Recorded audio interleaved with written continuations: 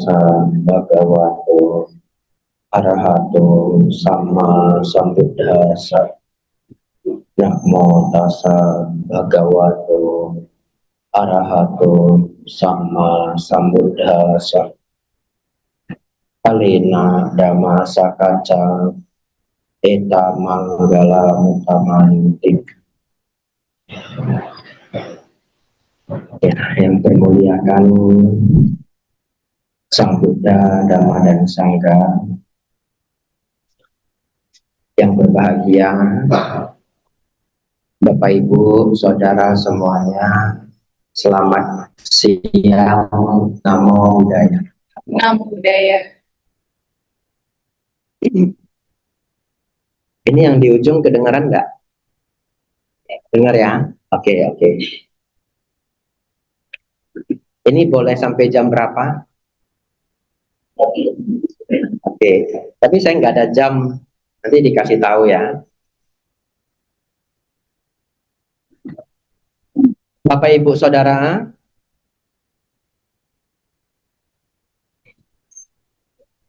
saya tidak mempersiapkan topik khusus. Oleh karena itu, saya akan bahas beberapa hal yang penting. Setelah itu, kalau masih ada waktu, kita tanya jawab, gitu ya. Anda silakan pikirkan pertanyaan apa yang mungkin bisa membantu hidup Anda, ya. Jadi kalau bertanya, sebelum Anda bertanya, Anda tanya dulu ke diri Anda, apa ya yang paling saya butuhkan? Nah, kadangkala barangkali saya bisa memberi jawaban yang bagus ya, yang bisa menginspirasi ya. Karena saya pernah perjalanan ke luar negeri, tidak saya sebut negerinya karena ada rekamannya. Nanti orangnya nonton ya, harus jaga privasi. Lalu ketemu orang Indonesia yang ada di luar negeri. Sebenarnya mereka yang bekerja di luar negeri itu memang gajinya bagus, tapi banyak kesedihannya juga. Kesedihannya adalah tidak ada teman, tidak ada keluarga. Karena ini pengalaman saya, kalau orang lain saya tidak tahu ya. Saya tinggal di Thailand itu 4 tahun. Tidak tahu kenapa berteman dengan orang luar negeri, pakai bahasanya orang itu nggak bisa ngeklik. Lalu sampai satu ketika saya perjalanan keluar kota dengan para bante yang masih muda-muda semua ya, sebaya-sebaya saya pada saat itu, 20-an umur mereka sampai 30-an. Dan di mobil itu untuk pertama kali saya baru menyadari bahwa topik mereka ngobrol sesama orang Thai dengan topik ketika ada sayanya nimbrung, topiknya beda. Saya baru tahu, oh, saya belum seakrab itu, betul ya? Nah, jadi ketika kita orang luar negeri, mereka ada gap. Ketika saya pulang ke Indonesia, kembali berteman dengan para biku di Indonesia, ini baru nggak ada gap, ya. Jadi ketika saya di luar negeri itu, ini kembali ceritanya ke cerita awal ya. Ini kayak sinetron Bapak Ibu ya, lompat-lompat ya. Anda fokus ya. Ya. Udah makan siang belum? Belum ya. Nah, belum lebih bagus biar tidak ngantuk. Baik. Umat ini tinggal di negara itu sudah lama, bahkan sudah punya anak. Tetapi terngiang dalam pikirannya berbagai hal yang saya tidak tahu ya. Tapi dugaan saya salah satunya ya teman ya, jauh dari keluarga. Lalu setelah kita berbicara dharma sedikit banyak, lantas saya bertanya begini. Dan menurut dia, pertanyaan saya ini mengubah perspektif hidupnya dan dia senang sekali. Pertanyaannya adalah, kalau Anda bisa mengulang waktu kembali ke 15 tahun yang lalu, setelah semua yang sudah dilewati, kira-kira masih milih mau ke negara ini atau mau di Indonesia aja? Itu pertanyaannya ya. Dia mikir. Setelah dia mikir dengan segala plus minusnya, ternyata dia menjawab, saya datang ke sini Bante. Dia jawab begitu. Lalu dia bilang, terima kasih Bante. Saya nggak pernah berpikir selama ini, bahkan kalau diberi kesempatan untuk mengulang, saya tetap pilih di sini. Berarti pilihan dia sudah final, betul ya? Kalau pilihan sudah final, ya segala plus minusnya harus diambil. Coba ya, saudara-saudari punya mesin waktu ya, kembali ke 15 tahun yang lalu. Apakah akan gabung di Indofood gitu ya? Jangan jawab ya. Jawab di hati ya. Saya nggak perlu tahu. Loh kenapa Bante jangan jawab? Jangan-jangan manajernya duduk di depan ya. Ya. Tapi kalau Anda menjawab, saya tetap milih kerja di sini Bante. Harusnya mulai hari ini Anda 2 kali lipat lebih bahagia, betul? Karena pilihan Anda sudah tepat ya, sudah sesuai. Baik, itu mengenai pertanyaan. Jadi Anda pikirkannya teman-teman, pertanyaan apa yang mungkin bagus. Kalau waktunya cukup, kita langsung ke poin Dhamma hari ini. Mungkin lebih kurang 20 menit, 15 menit, nanti kita lihat ya. Kalau ditanya Bapak Ibu Saudara, apa praktek ajaran Buddha yang lengkap? Ya, saya ulangi, apa kurikulum praktek ajaran Buddha yang lengkap? Anda jawab di hati ya, jawab di hati masing-masing. Mungkin ada yang menjawab 4 kebenaran mulia, ya, mungkin. Atau coba siapa 4 kebenaran mulia tadi menjawab di hati? 1, 2 ya. Kita coba lagi ya. Mungkin ada yang menjawab jalan mulia berunsur 8. Ada? Ada juga ya, 2 orang ya. 3 ya, oke. Ada nggak yang menjawab dana sila samadipanya? Wah banyak ya. 6 orang, 7 orang ya. Sisanya tidak menjawab ya. Baik. Beruntung saya hari ini karena yang menjawab dana sila samadipanya tadi 7 orang. Itu topik saya siang hari ini ya. Jadi apapun jawaban Anda betul. Kalau ditanya praktek agama Buddha itu apa kurikulumnya? 4 kebenaran mulia, betul. Ya, karena di dalamnya ada jalan mulia berunsur 8. Tapi kalau Anda menjawab spesifik jalan mulia berunsur 8 juga betul. Tapi kalau Anda menjawab dana sila samadipanya, itu adalah penjabaran dari jalan mulia berunsur 8. Setuju ya? Maka semuanya betul. Karena semua sudah betul, kita selesai ya. Ya. Bapak Ibu Saudara, Anda dengar baik-baik karena ini nggak panjang, tapi semoga ini menjadi dasar berpikir saudara-saudari seumur hidup. Kita mulai dari dana. Dana sila samadipanya. Dana itu teman-teman artinya bukan uang gitu. Dana artinya uang itu bahasa Indonesia. Ya.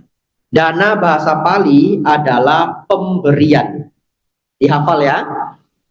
Nah, apa yang kita berikan? Yang kita berikan itu bisa materi, bisa nasihat, bisa perhatian, kehangatan ya, welcoming, kenyamanan ya, mencarikan teman pekerjaan, betul ya? Nah, itu pemberian. Tapi hari ini saya ingin saudara-saudari punya pendalaman atau pengertian yang lebih mendalam lagi. Yaitu karena di luar sana Akan ada orang yang berpikir kalau praktek berdana itu contohnya Katina. Setahun sekali berdana jubah. Nah itu betul, betul. Tapi apakah berdana cuma setahun sekali? Tidak, karena praktek dharma itu kan setiap waktu, betul ya? Bagaimana dana itu terwakilkan oleh kegiatan setahun sekali. Tapi kan Bante, saya juga nggak setiap hari berdana ke pengemis. Saya juga nggak setiap hari bisa ketemu biku. Oleh karena itu, memang berdana itu artinya pemberian. Tapi mulai siang hari ini, Anda masukkan ke dalam pemikiran, praktik dana itu adalah meta. Ya, meta itu apa? Meta itu adalah membahagiakan orang lain. Bukankah membahagiakan orang lain itu adalah sebuah pemberian? Betul ya? Memberikan kebahagiaan. Dan itu prakteknya enggak gampang. Dan itu continue. Contoh ya, Anda lagi kesel ini. Ini tanggal berapa? Oh masih happy tanggal 9-nya. Di Indofood gajian tanggal berapa? 25 ya. Oke, ini tanggal 23 teman-teman ya. Ini cenut-cenut di sini ya. Cenut-cenut ya. Terus Anda di rumah ya. Orang tua mau datang. Orang tua boleh, mertua boleh ya. Adik kandung ya boleh. Walaupun tanggal 23 cenut-cenut di sini, tapi ada keluarga dekat yang mau datang, Anda bisa memberikan senyum, memberikan kehangatan, itu berdana enggak? Berdana ya? Itu susah atau gampang? Sedang-sedang ya? Saya kasih yang lebih susah lagi. Ya, yang lebih susah itu kadang bukan orang yang jauh, tapi orang yang dekat. Ya, misalnya biasanya tanggal 23 Anda sudah mulai ngomel-ngomel ini ya. Ada aja yang diomeli ya. Anda itu siapa berarti orang yang di sana. Gak ada di sini. Nah, jadi Anda mau praktek dharma. Nah, sudahlah. Jangan terlalu banyak marah. Saya pusing, dia juga pusing. Betul ya? Ya, bulan tua sama-sama pusing. Ini contoh aja teman-teman ya. Yang di sini nggak ada yang pusing ya, bagus semua. Contoh saja. Tetapi praktek berdana itu tidak sesederhana memberikan nasi, memberikan beras ya.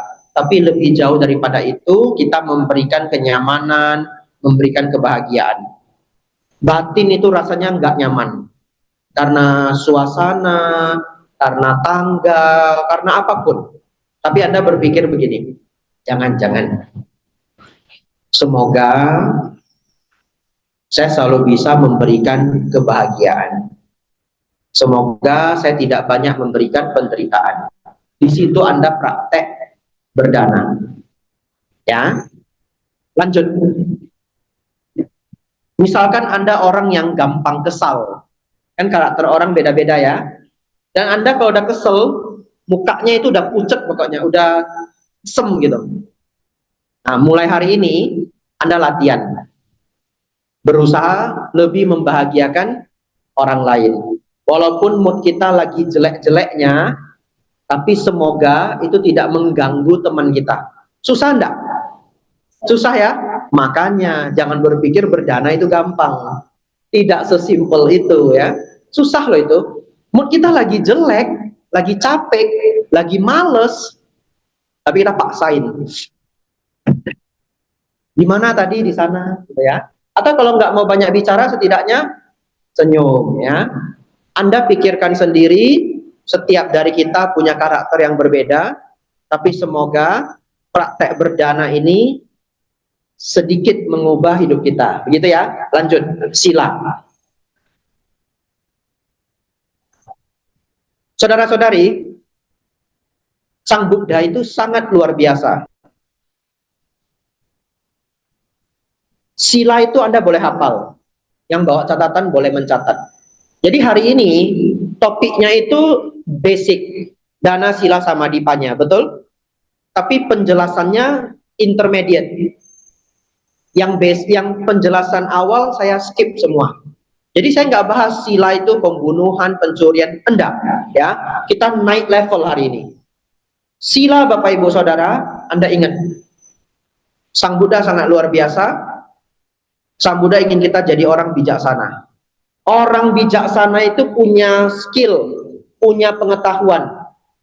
Jangan ambil penderitaan yang bisa dicegah. Itu. Silakan catat kalau yang bawa catatan. Jangan ngambil penderitaan yang bisa dicegah. Kalau Anda ngambil penderitaan yang seharusnya bisa dicegah, dalam bahasa Sang Buddha, kurang pinter. Nah ya, apa Bante penderitaan yang bisa dicegah? Contoh, yang nggak bisa dicegah apa?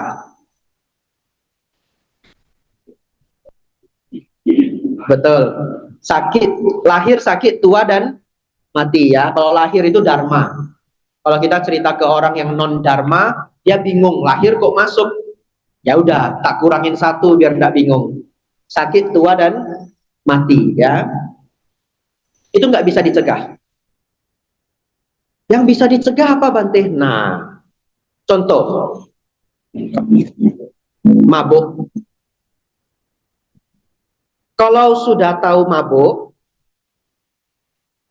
dia milih bawa motor atau mobil sendiri, namanya cari penyakit enggak? Cari penyakit. Ya. Bisa masuk ke sungai. Ini beneran ya, saya punya kenalan, dia pulang dari clubbing, udah langsung terjun ke sungai. Pulang naik motor ya, saya pernah cerita ini di wihara lain ya. Ini direkam lagi ya. Kayaknya orangnya itu udah dendam sekali dengan saya. Ya. Bante sudah ngomongin saya 10 tahun, saya diem aja. Kapan enggak ketemu gitu ya? Ya enggak apa-apa, dia jarang ke wihara ya. Jadi kan hobinya clubbing. Jadi saya pikir-pikir nih, enggak ketemu lah. Kalau saya sampai dia ketemu saya di wihara, dia udah nggak marahin saya lagi, betul ya? Baik, tapi ini orangnya asli, semoga dia nggak nyari saya. Kok sudah tahu minum, jangan naik motor, jangan naik mobil, itu harusnya bisa dicegah. Kalau lebih pinter lagi apa? Jangan minum, nah lebih pinter lagi ya. Lanjut. Sudah tahu PR harus dikumpul minggu depan. Enggak dikerjain ya, lalu kena masalah, itu harusnya bisa dicegah enggak? Bisa. Tapi kenapa enggak dilakukan? Namanya apa? Kurang pinter. Saya mengalami itu dan itu menjadi trauma seumur hidup ya. Saya kuliah, ada tugas kuliah, dosen saya ngomong begini, ini jarang saya keluarkan karena aib, tapi enggak apa-apa lah, demi Anda aib saya keluar ya, harga diri saya sudah kurang di Indofood ini ya. Jadi waktu kuliah, males juga saya buat PR ya, karena saya suka bekerja, saya kerja sambil kuliah, bisa dibilang saya lebih memprioritaskan kerjaan saya, tipikal anak Medan biasanya begitu, lebih senang kerja, karena kerja bisa jadi bos, kalau kuliah jadinya dosen ya. Saya fokus kerja saya. Nah, jadi satu ketika, PR itu udah dikasih tanggal, maksimal tanggal 18 jam 6 sore. Teman-teman tahu enggak saya terlambatnya berapa menit? 10 menit saya terlambatnya. Enggak diterima loh. Dan satu mata kuliah itu saya ngulang. Kalau ngulang itu berapa lama? 4,5 bulan kan? 4 bulan, 4,5 bulan. Lebih sialnya lagi, pelajarannya continue. Contoh, saya di psikologi. Ada psikologi faal 1, psikologi faal 2. Enggak bisa ngambil faal 2. Jadi saya rugi 1 tahun. Mahal nggak pengalamannya? Mahal ya. Sejak hari itu, kalau ada tugas yang ada limit time-nya, saya kerjain dulu. Saya kerjain dulu. Trauma saya. Nah, dulu kurang pinter, sekarang jadi pinter. Baik, saudara-saudari, kita masih topiknya apa? Sila. Coba Anda renungkan. Semua yang ada di 5 sila itu penyebab penderitaan kalau dilanggar. Setuju ya? Dan harusnya kita bisa mencegah. Tapi saya yakin Anda sudah rawat 5 sila dengan baik. Hari ini saya tambahin 1. Kalau Anda bisa cegah ini, Maka kedatangan saya siang hari ini sudah cukup berguna. Nah, ini sudah 15 menit. Apa yang harusnya bisa dicegah? Coba tebak dalam hati. Tak kasih waktu 10 detik. Ya, Anda pikirkan dalam hati ya. Tidak usah jawab. Baik, saya jawab ya. 10 detik sih, ya, biar pas ya. Bermusuhan. Tercatat. Bermusuhan itu bisa dicegah enggak? Bisa loh. Tapi dia jahatin saya, Bante. Ya dia jahatin Anda hindari. Menghindar dengan bermusuhan beda enggak? Beda. Tapi menghindarnya sopan. Kalau menghindarnya terlalu kentara, juga mengakibatkan kebencian dari pihak sana, betul? Menghindarnya pintar-pintar, itu skill sosial. Tapi karena Anda kerja di kantor, skill sosialnya bagus, ya. Nah, menghindar tapi jangan terlalu kentara, gitu ya, dijaga. Tapi itu lebih baik daripada bermusuhan. Bedanya apa? Kalau bermusuhan itu ada kebencian, itu bedanya. Dan kalau Anda sudah ada kebencian, sangat sulit ditutupi. Kenapa? Karena kita sulit ngatur body language, betul? Ya. Dan kalau Anda sudah punya musuh, siap-siap rugi. Kenapa? Anda jangan berpikir, ya saya benci sama dia kan hak saya. Betul. Tapi manusia di muka bumi ini aneh-aneh. Betul ya? Kalau Anda salah mendapatkan musuh, hidup Anda bisa ruwet untuk waktu yang lama. Setuju enggak? Anda bikin kesel satu bos, mau manajer, mau supervisor, whatever lah, koordinator. Anda bikin dia kesal. Bikin dia kesal cuma sekali, tok. Hari itu tok. Sampai jatuh dia. Ya, dia aja marah. Ya. Anda bikin dia kesel satu hari, tok. Semoga nggak salah tekan ini ya. Masih nyala ya? Oke ya. Tandanya betul ya? Oke. Anda bikin dia marah satu kali toh. Tapi dia super pendendam, boleh? Ya, boleh toh, hak dia toh. Ini nggak bisa ngatur dia kita. Dia super pendendam. Sejak hari itu, apapun yang Anda lakukan tidak ada nilainya. Sedih enggak? Rugi kan? Dan kerugian itu bisa 2 tahun, 3 tahun. Sampai Anda pindah divisi. Syukur kalau Anda pindah divisi. Tapi coba kalau Anda sudah pernah dengar ceramah ini. Apa penderitaan yang bisa dicegah? Bermusuhan. Oleh karena itu biasakan diri, jangan pancarkan kebencian. Gimana Bante supaya nggak pancarkan kebencian? Caranya 2. 1, jangan ada kebencian. Fair ya? Nomor 2 Bante? Apa? Belajar acting. Nah, tapi itu bukan ranah saya. Anda harus ngundang aktor. Anda ngundangnya biku, betul ya? Karena Anda ngundangnya biku, kita harus mengurangi kebencian. Sebenarnya Anda diajari acting juga. Siapa yang ngajari acting, Bapak Ibu Saudara? Orang tua. Orang tua ngajarin acting loh. Contoh ya, Anda nggak suka sama tetangga Anda itu, si A. Satu rumah nggak suka sama dia. Setiap makan, satu rumah ngomel-ngomel tentang dia, tetangga Anda. Satu hari dia datang, Anda gimana? Apa? Nah, kalau Anda belum pinter, dia datang, Anda nggak mau panggil. Ya, Anda masih SD contoh ya, diam aja.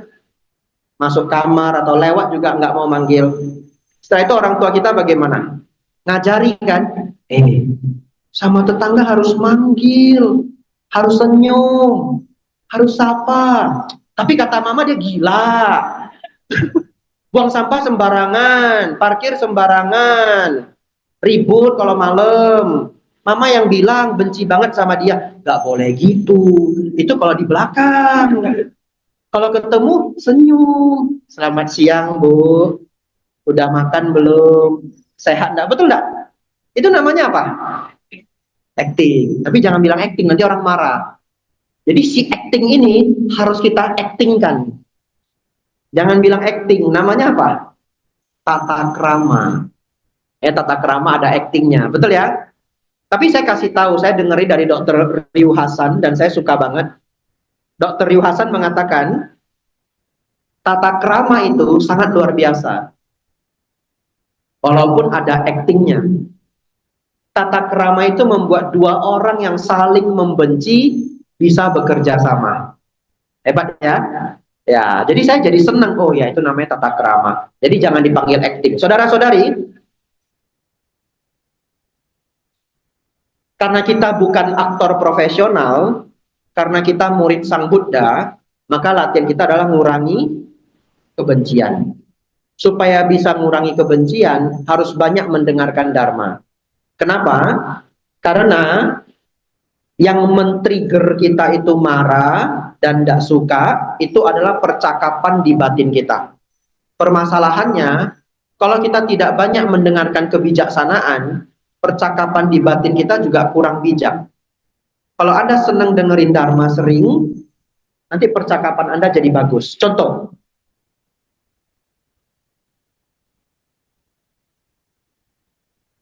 Anda sudah sering dengar ceramah saya, lalu Anda dengar dua hal.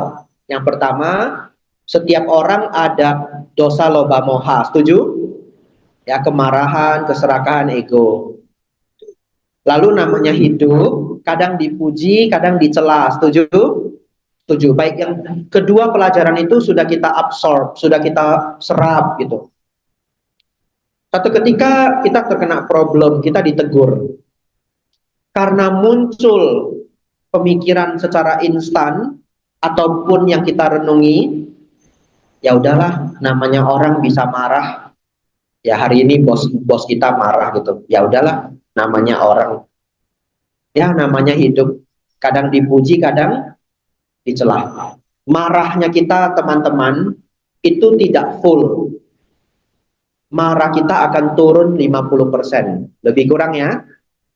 Dan itu sudah sangat membantu kebencian dan kemarahan tidak terpancar. Setuju ya?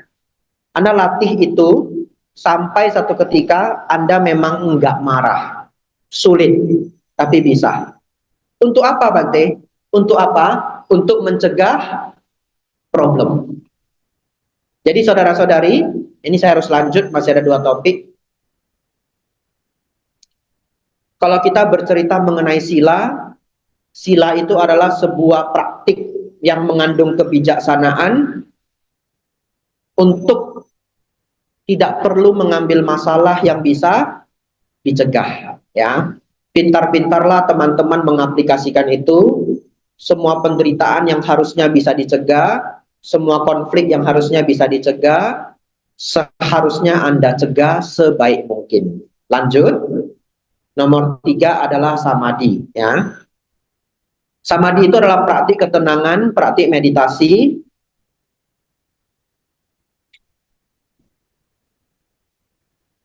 Karena pikiran kita itu sangat sering ribut, ya. Saya tidak mau bahas ini, karena tadi saya bilang ingin kegiatan tanya jawab juga. Silakan teman-teman mencatat salah satu video di YouTube, cara bermeditasi yang baik. Ya. Nama channelnya adalah Sikhadama Sriwijaya. Sikhadama Sriwijaya. Itu nama wihara di Palembang. Ya, kemarin saya ngajar di Palembang, mereka rekam. Cara bermeditasi yang baik. Nanti kalau nggak ketemu, Citanti cek saya, share di grup. Ada grupnya nggak ini? Ada ya? Ya. Cara bermeditasi yang baik, Sikhadama Sriwijaya. Videonya 1 jam, saudara-saudari. Dan saya pikir kalau Anda beneran duduk dengerin itu, Anda dapat penjelasan meditasi ketenangan yang sudah sangat lengkap. Tinggal dipraktekkan aja. Ya. Di luar sana beda guru, beda cara. Beda guru, beda cara. Saya berusaha mengikuti Sang Buddha sedekat mungkin. Jadi bisa dikatakan itu 99% plek. mengikuti tekniknya Sang Buddha di dalam Anapanasati Sutta. Ya, dan saya menghindari banyak penggunaan kitab tafsir. Kitab tafsir itu adalah kitab-kitab yang muncul setelah Sang Buddha wafat. Kenapa setiap guru bisa mengajar dengan teknik yang berbeda? Itu karena kitab yang dibaca mungkin berbeda. Sutta sendiri punya beberapa teknik meditasi, metta, anapanasati, dan sebagainya. Beda biku bisa beda kesenangan. Teknik meditasi itu, setiap biku itu bisa beda-beda kesenangan, dan itu boleh. Tapi kadangkala ada yang menggunakan kitab tafsir. Nah, kalau kitab tafsir itu sudah di luar dari Sang Buddha, hanya masih berusaha mengikuti jalurnya Sang Buddha. Ya. Nah, jadi kalau Anda di luar Theravada nanti berbeda lagi, betul ya? Nah, karena juga muncul guru-guru besar di Mahayana, di Tantrayana. Apapun itu silakan Anda praktek, silakan Anda ikuti. Tapi kalau Anda ingin petunjuk yang mengikuti kitab Sutta, Anapanasati Sutta, sudah saya simpelkan ya, itu saya share di video tersebut ya. Baik, kita lanjut terakhir teman-teman. Panya. Dana, sila, samadhi, panya. Panya ini artinya kebijaksanaan. Lucunya, belum ngantuk ya. Lucunya, kalau saya meminta saudara-saudari yang duduk di sini untuk mendefinisikan apa itu kebijaksanaan, Anda pasti bingung. Ya. Coba kita duduk di sini bareng 35 detik ya. Anda pikirkan apa arti kebijaksanaan? Apa bedanya sama pinter? Apa bedanya sama pandai? Nah, 35 detik. Kayak Who Wants to be a Millionaire saya.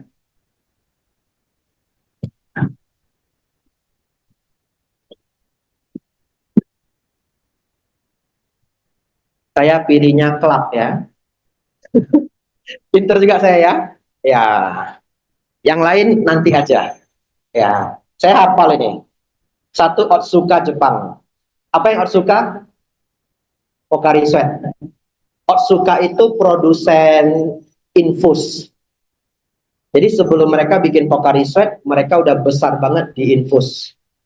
Nah, dulu saya jual juga. Ya, udah lupa mereknya. Tapi Otsuka. Pristine Sinarmas ya. Ya. Saya diundang Sinarmas juga setahun sekali. Ada grup Sinarmas? Selamat datang ya. Ya. Tenang, beda kok. Pegang kertas sama pegang mie instan kan beda ya. Enggak apa-apa. Waduh, ini ada rekamannya lagi ya. Tapi ini candaan positif ya. Ya, jadi pilihnya klub saya ya. Kalau saya ke Coca-Cola pilihnya apa? Ades, ya, Ades ya. Ya, saya dulu marketingnya. Product knowledge is everything.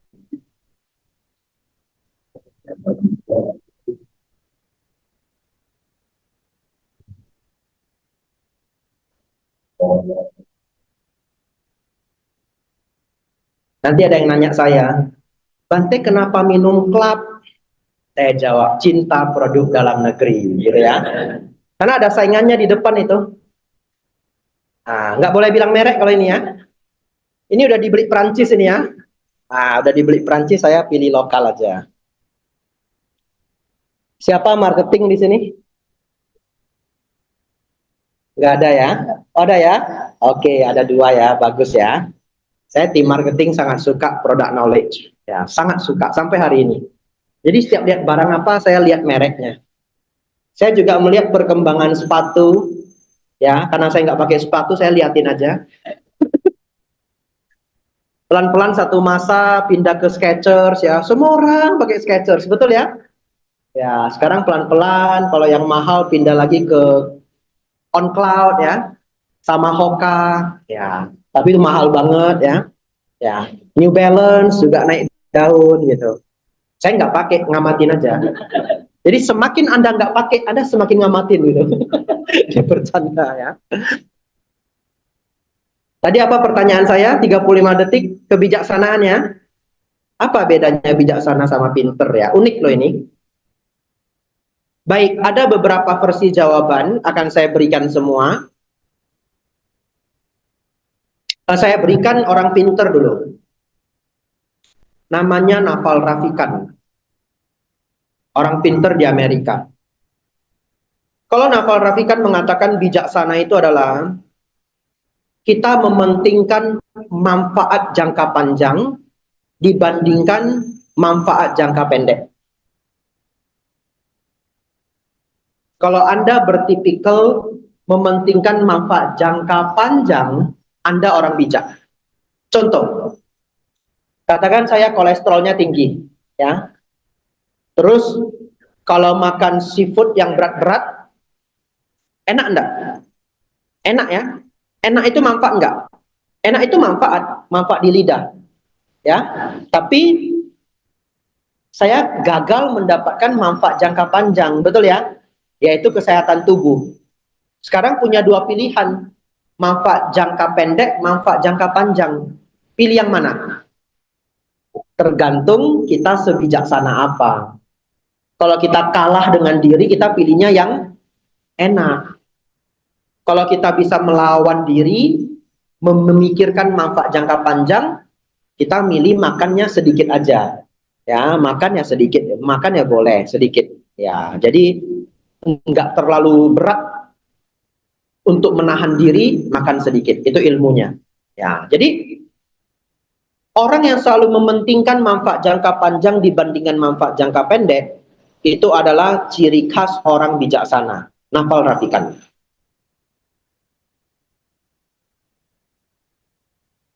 Sang Buddha? Sang Buddha punya beberapa versi yang disebut sebagai panya, termasuk juga manfaat jangka panjang. Termasuk. Ya, ada salah satu sutta Sang Buddha mengatakan orang yang bijaksana itu selalu memikirkan sesuatu hal jauh ke depan. Itu kata Sang Buddha. Ya, ya memikirkan satu hal jauh ke depan itu ya memikirkan manfaatnya. Tapi luar biasanya teman-teman boleh catat ya siang hari ini. Saya ketemu sutta ini di Anguttara Nikaya kelompok 3. Sang Buddha mengatakan orang bijaksana itu adalah yang, nah ini kira-kira ada yang nebak benar enggak ya? Udah jam 1 loh ini. Tutup habis ini ya.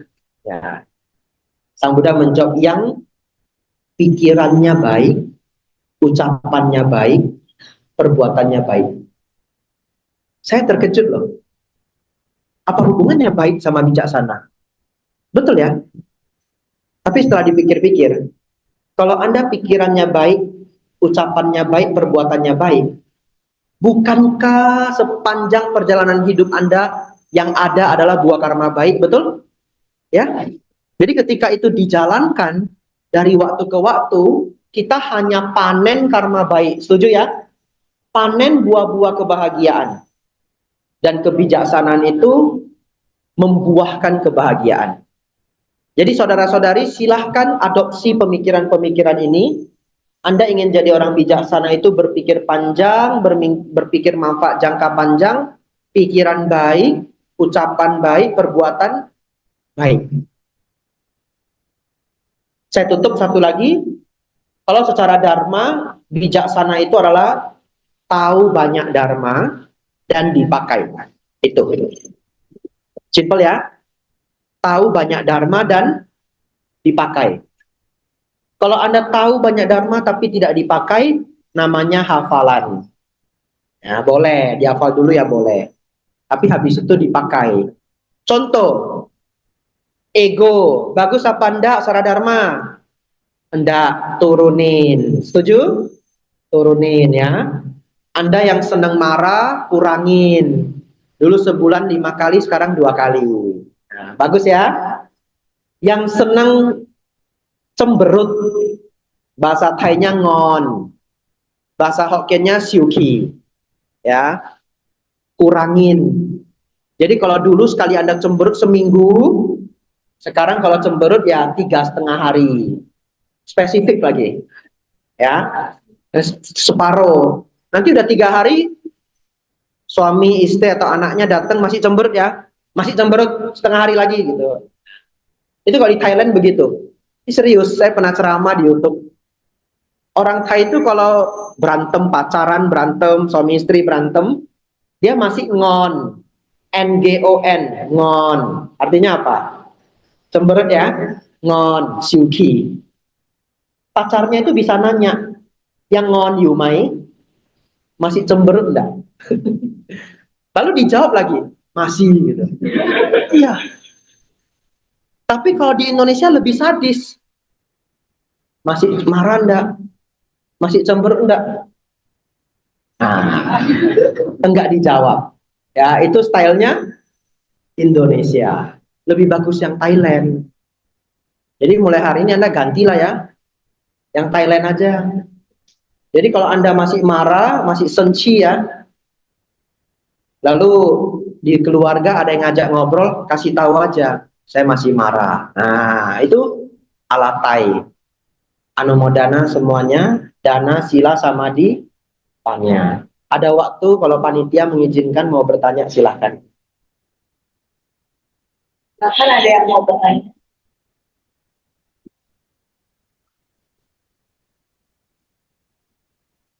Ada yang mau bertanya, silakan. Nanti kalau nggak ada, saya mau nanti. Itu kan kalau kita ke rumah duka atau ada berita duka kita selalu bilang samwega. Tapi saya berasa samweganya itu belum, kalau benar-benar samwega kan harusnya cepat berusaha menjadi lebih baik lagi. Tapi kok kurang ya Mas? Gimana caranya biar kita tuh kalau ada duka cita benar-benar bingung samweganya. Apa arti sangwega menurut Ibu? Kalau bersamwega itu artinya kayak keterdesakan tergugah. Baik, sampai hari ini, kalau ada umat yang keluarganya meninggal, saya tetap masih menyampaikan turut berduka cita. Saya tidak menggunakan kata sangwega terlalu sering. Alasannya adalah orang belum tentu ngerti. Nanti kita aneh sendiri. Kan pesan kita itu sebenarnya ikut simpati. Walaupun ada yang bilang, kan biku tidak boleh berduka. Kenapa Bante berduka? Tidak. Itu hanya tata krama. Tata krama yang sudah bisa dipahami masyarakat luas.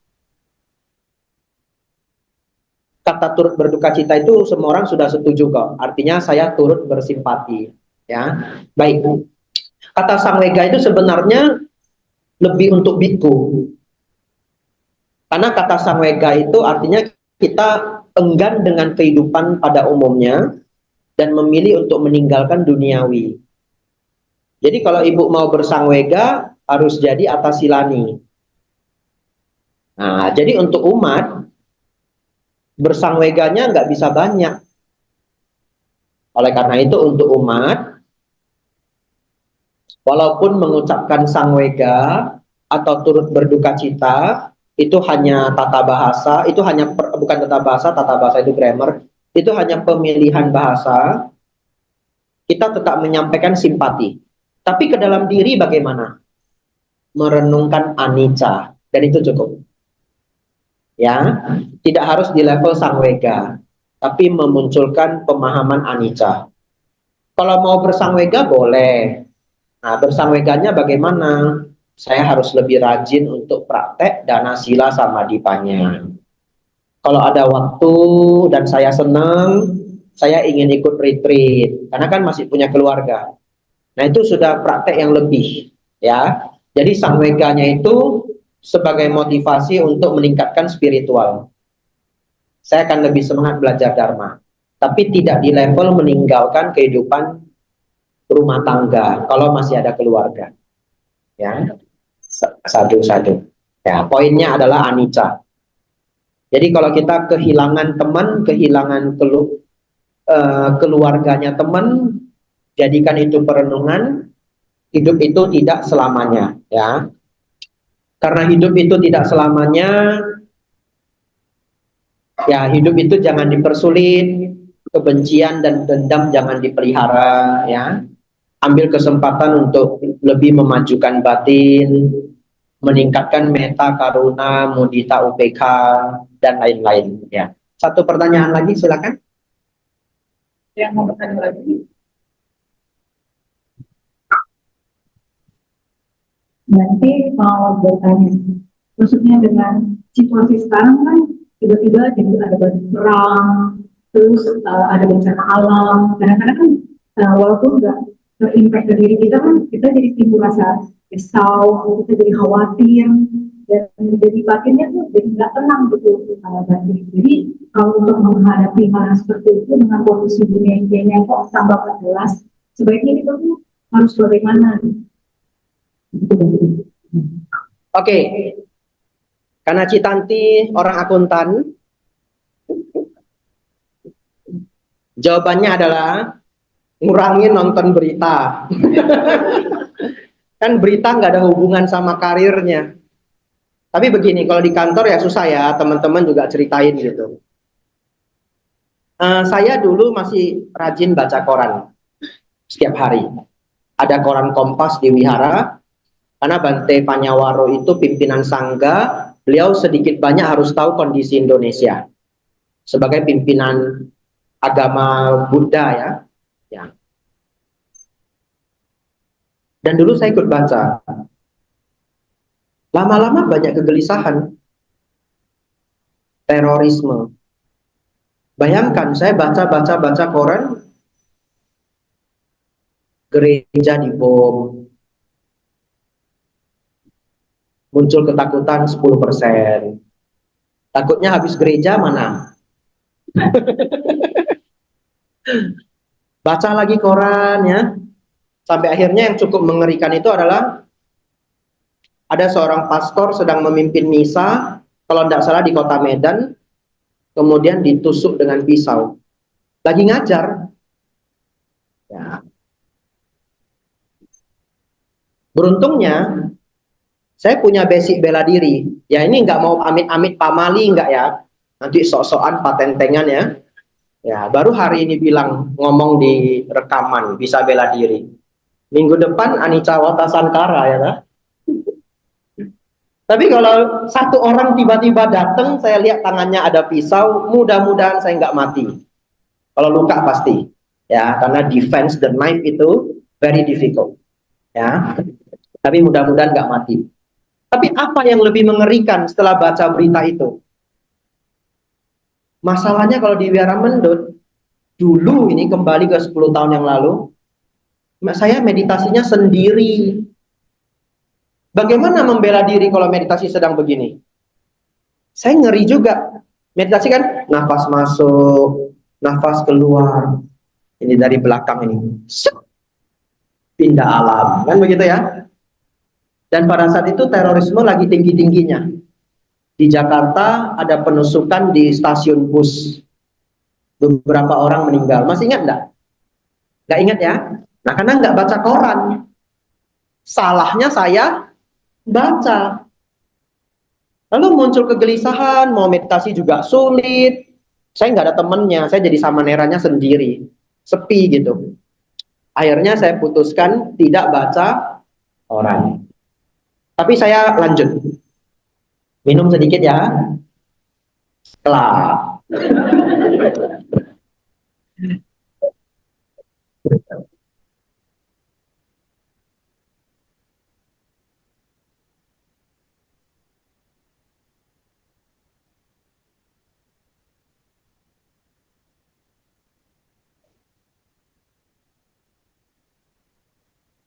Bosnya Avian Pen bikin air juga loh. Apa namanya? Itu. Ngapain dengan itu ya?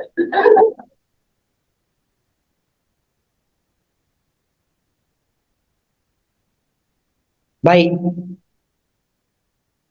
Ini 5 menit terakhir dan ini sangat bagus. Teman-teman fokus ya. Jangan ngantuk dipaksain. Sebenarnya kalau Anda mendengar ada perang di Ukraina, sekarang mau ada perang di Venezuela ya. Saya beritahu Anda bahwa saudara-saudari sedang tinggal di bumi yang paling damai sepanjang sejarah. Itu.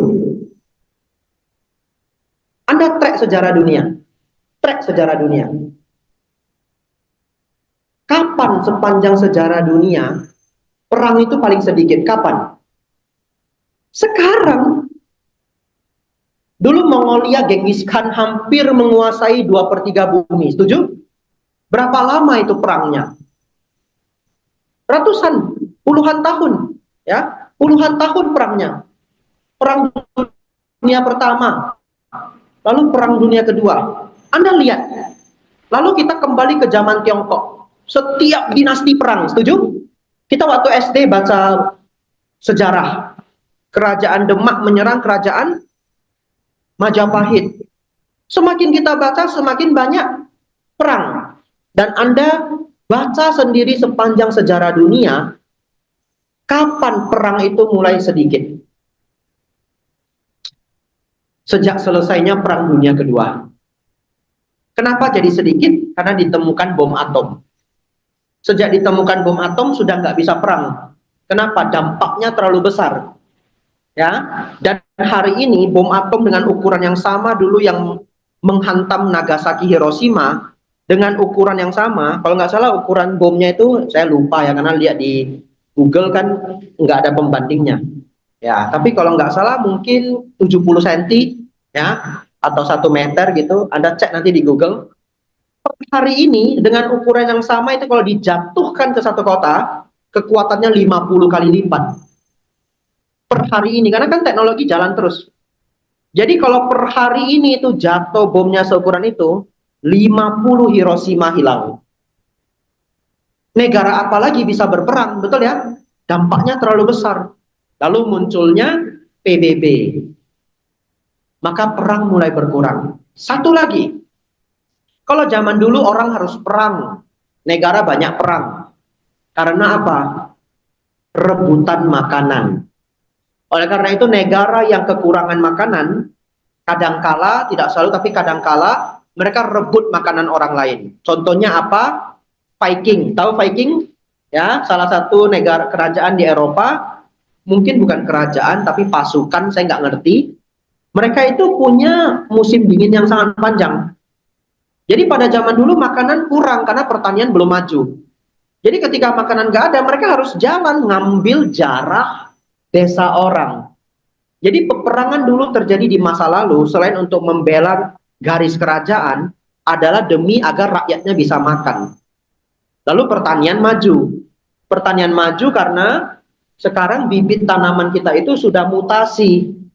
Jadi bisa panen berkali-kali, tidak gampang kena penyakit. Pertanian makin maju. Sekarang dunia tidak kekurangan makanan. Majulah ke episode lainnya. Episode lainnya kita berperang karena sumber minyak, Perang Dunia Kedua. Ya, nah sekarang mudah-mudahan lah nanti teknologi solar itu lebih cepat berkembang ya, walaupun secara politik dunia itu dicegah-cegah. Saya nggak boleh banyak ngomong, saya biku ya. Ya, mau seminar geopolitik kan nggak boleh. Saya nggak pinter juga. Ini sedikit-sedikit aja untuk dapat. Kenapa sih manusia berperang? Ya, karena saya mencoba untuk memahami kenapa sih manusia berperang. Tapi saudara-saudari, sejak ada PBB, makanan sudah cukup, Amerika menang, bom atom mengerikan, ya. Lalu sumber minyak dunia sudah rodo balance, ya, masing-masing sudah pegang posisi. Sekarang kita cukup equilibrium, China, Rusia, Amerika. Biku nggak boleh ngomong perang loh sebenarnya. Ya, jadi cukup sampai di situ. Nah, bisa melanggar winaya kalau tidak hati-hati. Tapi ini sembari membahas kenapa perang. Dan ada manfaatnya saya ngomong begini. Anda sedang tinggal di dunia yang paling damai sepanjang sejarah. Jadi yang Citanti dengar perang di sini, perang di situ, itu sedikit. Nggak usah takut. Masih jauh. Mau ke Indonesia jauh. Betul ya? Ah, sudah kurang takutnya ya? 10% ya. Ingat, pokoknya Citanti ingat aja, kita sedang tinggal di dunia yang paling damai sepanjang sejarah. Keributan ada di mana coba? India, Pakistan sedikit. Betul ya? Kadang itu Laos sama Thailand sedikit. Perbatasan-perbatasan. Apa? Iya, betul ya. Indonesia sangat damai sekarang ya. Baik. Bencana Bante, Kalau bencana, nggak usah mikirin terlalu luas, mikirin Jakarta aja. Gitu. Kenapa maksud saya nggak perlu mikirin terlalu luas? Coba ngikutin berita Jepang.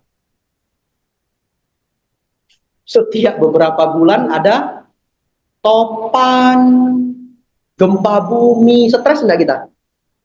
Itu biar Jepang aja yang mikirin. Kapan Jakarta kena topan? Betul ya? Karena setiap kota, kita bisa track ya kalau di online, tingkat bencananya seberapa tinggi. Ya, tingkat bencananya seberapa tinggi. Supaya teman-teman punya mindset yang lebih menenangkan diri, saya mencoba menghipnotis Anda. Kalau Anda tinggal di ibu kota, umumnya sudah yang terbaik. Kenapa? Ibu kota itu biasa pada zaman dulu itu dipilih sama orang pinter. Tempat ini tidak banyak kerawanan. Ya, ibu kota itu dipilih tidak gampang diserang, air cukup, secara strategis apapun baik, dan umumnya dipilih yang bencananya juga paling minim. Jadi kalau saudara-saudari tinggal di ibu kota, sebenarnya sudah cukup top. Dan kita bukan Jepang yang banyak topan, Filipina juga banyak topan ya. Di Jakarta palingan seringnya banjir ya. Ya, banjir juga tergantung wilayah.